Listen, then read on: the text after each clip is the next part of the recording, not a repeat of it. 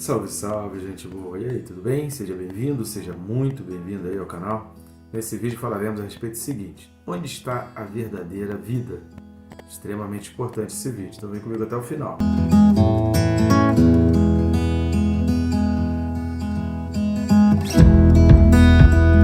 Só que antes, né, querido? Não perca aí seu tempo, inscreva-se no canal bem rápido. Você vai clicar no botão e vai já se inscrever, aproveita e clica no sininho para que você não perca nenhum vídeo. Todos os dias estamos aqui às 6 da manhã com um vídeo novo, trazendo agora assuntos extremamente importantes sobre o Apocalipse. Curta, querido, comente, compartilhe, envie esse vídeo aí para mais e mais pessoas. Cara, esse vídeo está imperdível, não perca tempo de assistir, já compartilhar, já curte aí, copia o link para você enviar aí nas suas redes sociais. Eu conto contigo para levar a palavra de Deus cada vez mais longe. Vamos lá, o texto desse vídeo, Apocalipse 3, versículos de 1 a 6. Carta de Jesus Cristo à igreja em Sardes, capítulo 3, de 1 a 6 de Apocalipse, diz assim: Ao anjo da igreja em Sardes escreve: Estas coisas diz aquele que tem os 7 Espíritos de Deus e as 7 estrelas. Conheço as tuas obras, que tens nome de que vives e estás morto. Sê vigilante e consolida o resto que estava para morrer, porque não tenho achado íntegras as tuas obras na presença do meu Deus. Lembra-te, pois, do que tens recebido e ouvido, e guarda-o e arrepende-te. Portanto, se não vigiares, virei como ladrão, e não conhecerás de modo algum em que hora virei contra ti. Tens, contudo, em Sardes umas poucas pessoas que não contaminaram as suas vestes, e andarão de branco junto comigo, pois são dignas. O vencedor será assim vestido de vestiduras brancas, e de modo nenhum apagarei o seu nome do livro da vida. Pelo contrário, confessarei o seu nome diante de meu Pai e diante dos seus anjos. Quem tem ouvidos, ouça o que o Espírito diz às igrejas. Essa é uma carta que não tem elogios. O primeiro vídeo, que foi o vídeo anterior, eu peço você para assistir, porque fala a respeito de detalhes que a gente não vai mencionar aqui, principalmente essa questão das vestiduras brancas, da dignidade. O versículo 3, a gente trabalhou bastante o versículo 3 e 4, então não vou entrar nesse vídeo aqui, nessas questões desses versículos 3 e 4 aqui do texto. Assiste o vídeo anterior para você ficar aí por dentro. Eu vou me basear aqui nos versículos 1 e 2. Esse vídeo que é o vídeo destinado à crítica, próximo vídeo é das recompensas e o outro é dos detalhes. Olha que tem detalhes extremamente importantes aqui. A crítica que Jesus faz para a igreja aqui em Sardes, que está aí no versículo 2, fala assim: ó, ser vigilante e consolida o resto que há para morrer. Final do versículo 1, né, já fala: eu conheço as tuas obras, que têm nomes de que vives e estás morto. Ser vigilante e consolida o resto que estava para morrer, porque não tenho achado íntegras as tuas obras na presença do meu Deus. Então é uma integridade comparada diante de Deus, uma integridade ligada à presença de Deus, ou seja, era algo que eles estavam fazendo relacionados à pessoa de Deus, à vida de Deus, relacionado a Deus realmente como pessoa. A gente pode inferir aqui, embora não esteja plenamente claro, mas a gente pode inferir aqui que era uma igreja, a maioria do povo, já que Jesus menciona que alguns deles não estavam fazendo, mas a maioria que estava cedendo à idolatria, adorando a outros deuses e ferindo na pessoa de Deus, ou seja, coisas que Deus é exclusivo, como a salvação, atribuir a vida. A gente vai ler aqui um trecho da enciclopédia Champlin, que resume, né? Tem outros livros também que você pode pesquisar aí, para qualquer coisa que você quiser solicitar, solicita aí que a gente passe o nome de alguns livros, para você entender um pouco da história aqui da igreja de Sardes, esse contexto, e vai verificar aqui como eles estavam ferindo e traindo ao Senhor e buscando salvação em outros lugares. Por motivos comerciais e até por questões financeiras, para melhorar de vida, eles acabavam cedendo, e muitos cristãos aqui acabavam envolvidos em situações impostas por adorações e por Deus. Hoje a gente olha lá para trás e a gente vê isso daqui e a gente pensa assim: poxa, mas estava sendo imposto por Deus, era uma coisa que era um culto de adoração Mas como que eles se deixaram enganar?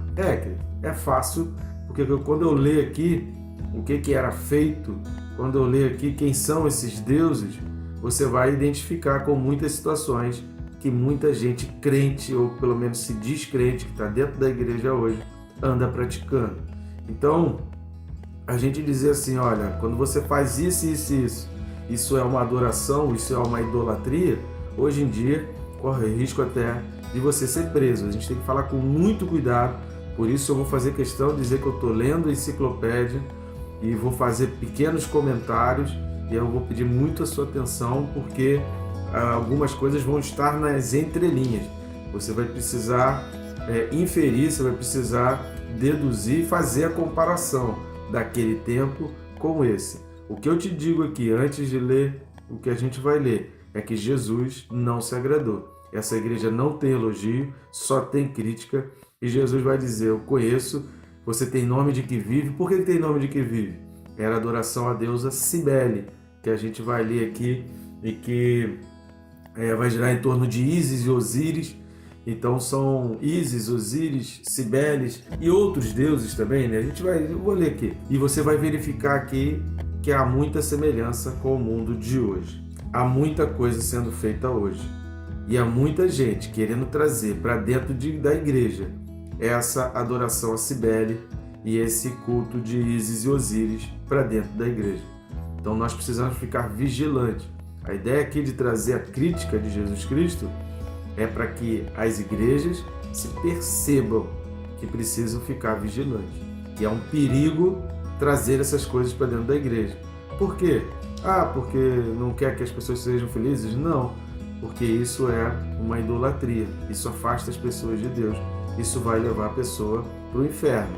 Então aqui a Bíblia está sendo bem claro, quando a gente vai falar do vencedor, né? A gente vai falar a respeito das vestiduras brancas, do livro da vida, a gente vai ver por que esse contexto está aqui na igreja de Sardes. Vamos à leitura? Então, na enciclopédia Champlin, no tópico chamado Religiões Misteriosas, ponto 2, vai falar assim, os mistérios de Ísis, Osíris, Cibele, Zatis e Afrodite Adonis. Esses mistérios eram parecidos com os mistérios eleusianos. Em ambos os casos, os ritos tinham por finalidade induzir boas colheitas. Olha a parte financeira aí, né? Mas, finalmente, desenvolveram-se em cultos que buscavam a salvação pessoal, através de ritos de purificação. Ísis e Osíris eram egípcios.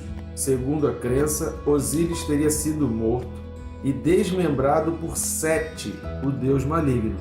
E aí a gente vai entender por que Jesus, nessa carta a Sardes, ele faz referência àquele que tem as 7 estrelas, não é isso? O versículo 1, como que Jesus se cita aqui, né? Aquele que tem os 7 espíritos e as 7 estrelas. Ou seja, se o Deus Sete, né, o Deus maligno, ele matava, ele desmembrava, esquartejava, Jesus Cristo é aquele que tem os 7 espíritos, tem a totalidade dos espíritos que une, que junta, que traz vida e que leva à salvação. Então, Osíris foi morto e foi esquartejado, foi totalmente cortado por esse deus chamado Sete, um deus maligno. Ísis pôs-se a procurar até encontrar os membros do marido e depois de ajuntá-los, fez seu marido voltar à vida. Então, a crença era que essa deusa Ísis teria feito seu marido voltar à vida. Os seres humanos, pois, iriam se identificar com Osíris em sua experiência de morte e desmembramento, mas o poder daquela deusa seria adequado para restaurar a vida, conferindo a vida eterna à alma. Os cultos a Cibele que haviam ali em Sardes nessa época eram cultos macabros, cultos horrendos, onde as pessoas se mutilavam, se cortavam, exatamente em função dessa crença.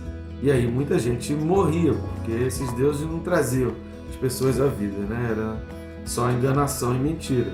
Então os cultos ali eram repletos disso, impregnados. Mas o objetivo era o quê? Uma boa colheita, uma boa venda, era um bom comércio, era ter dinheiro. O objetivo ali era de que isso geraria vida.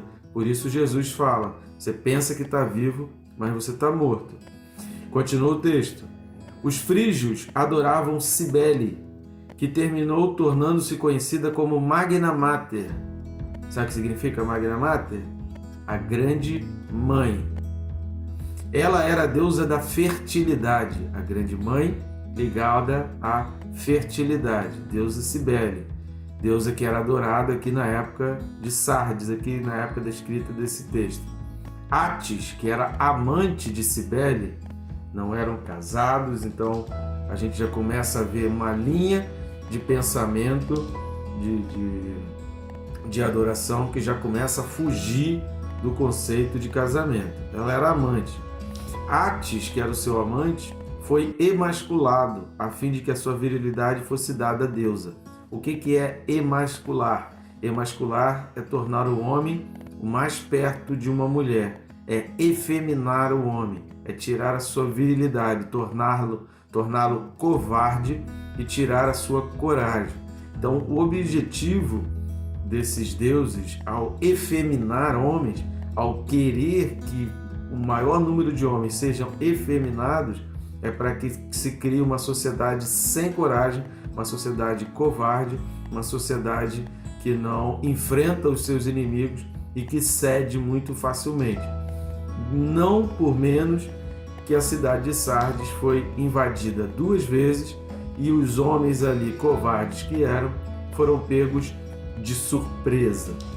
Então a cidade ela foi tomada por 2 vezes, há um histórico, por isso Jesus fala, eu venho como ladrão nessa carta, lembrando ao povo ali da história recente deles, de que por 2 vezes eles foram destruídos, invadidos, pegos de surpresa, porque os homens ali, em sua maioria, eram emasculados. Continuando o texto, mas ele recuperou-se prodigiosamente da emasculação e voltou à vida. Os sacerdotes dessa religião, pois, emasculavam-se em honra a essa deusa. Então, se efeminar, tornar um homem cada vez mais próximo de uma mulher, faz parte de uma adoração à deusa Cibele. Os sacrifícios cruentos, continuando aqui o texto, de touros eram um rito importante nessa religião misteriosa.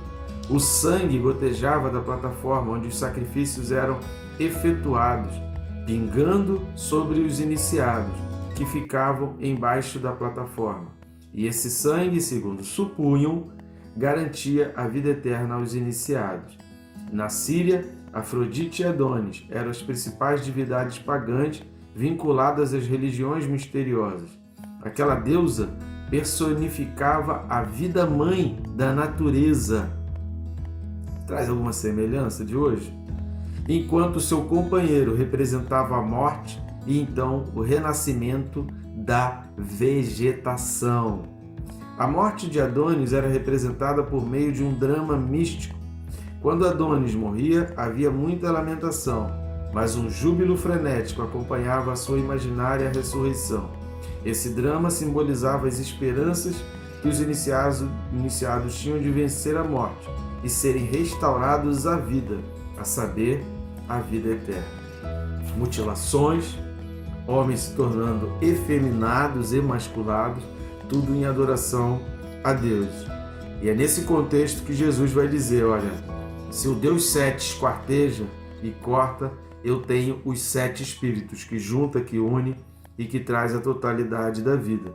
Vocês pensam que aí vocês têm vida, porque vocês fazem isso crendo que nessa mutilação, na maldade, na destruição, no desfazimento, vamos dizer assim, da completa deterioração do conceito de família, de homem como sendo homem, mesmo de mulher como sendo mulher. Então, por causa da adoração a uma deusa, homens se tornavam cada vez mais próximos das mulheres. E essa adoração à deusa fazia com que homens fossem emasculados e que a natureza fosse colocada acima da carne, do ser humano. Então a gente precisa ler aí o Salmo 8, eu recomendo a você a leitura do Salmo 8, recomendo a leitura aí de Hebreus 12. Então vá fazer isso, leia aí, para você entender quem é a coroa da criação e a que está se referindo. Então leia Hebreus 2 e Hebreus 12. e leia também o Salmo 8. Hebreus capítulo 12, versículo 4 diz assim: Ora, na vossa luta contra o pecado ainda não tendes resistido até ao sangue, e estáis esquecidos da exortação, que como a filhos discorre convosco. Filho meu, não menosprezes a correção que vem do Senhor, nem desmaies quando por ele és reprovado, porque o Senhor corrige a quem ama e açoita todo filho a quem recebe.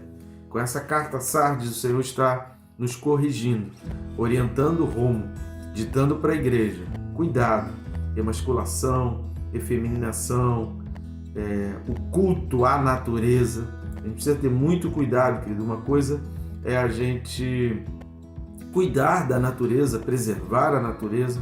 Uma coisa é a gente entender que os alimentos naturais são muito, infinitamente superiores aos alimentos processados, aos alimentos artificiais, que a gente sabe disso, que a gente precisa ter uma alimentação o mais natural possível. Isso é uma coisa. Isso está num patamar. É no patamar alimentar, no patamar da ciência, é no patamar de que realmente o alimento natural ele é superior. A gente não pode pegar isso desse patamar e colocar acima de Deus e transformar da vegetação, da natureza, um Deus. E aquilo é o que vai gerar a minha vida eterna. Vai prolongar a vida, vai gerar para a gente saúde, vai melhorar a nossa qualidade de vida, vai fazer a gente chegar com mais idade, se Deus permitir, chegar com mais idade, que se Deus não permitir, a pessoa sofre um acidente, morre de Covid, mesmo estando no auge de saúde. A gente viu isso aí na pandemia. Então, uma coisa é a gente entender que melhora a nossa qualidade de vida, que é saudável. Outra coisa é isso ser um Deus, isso ser uma adoração. E a gente começar a reprimir e envolver todas essas coisas. O grande ponto que Jesus critica essa igreja aqui, em que serve como um alerta para a igreja de hoje, é começar a misturar a adoração à natureza, a adoração aos vegetais, emasculação, efeminação dos homens, a perda da coragem e da valentia dos homens. Quando isso tudo está junto, querido, isso é um culto, isso é idolatria e Deus repreende. E quem é aquele que tem a verdadeira vida? É o Senhor. Então, firmados nas palavras, querido, e Jesus vai falar no versículo 2 do quê? Ser vigilante e consolida o resto que estava para morrer. Muita gente estava morrendo nesses cultos que eram macabros. Depois, se você pesquisar aí, te dou uma dica de alguns livros, você vai ver que coisa tenebrosa, terrível, horrenda, eram os cultos a Cibele e a Ísis Osíris, e a Ate. Então, eram a deusa mãe, né? Essa deusa mãe, grande mãe, te lembra alguma coisa? Pois é, não é por acaso. A história se repete.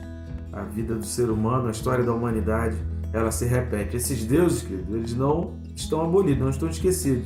Eles só mudaram de nome, mas eles estão muito presentes hoje. E posso te dizer, esses deuses aqui, Ísis, Osíris e Cibele, e Adonis, Afrodite e Adonis, eles estão muito em alta neste tempo que nós estamos vivendo. E qual é a instrução de Jesus aqui? Ser vigilante, consolida o resto que estava para morrer, porque não tenho achado íntegras as tuas obras na presença do meu Deus.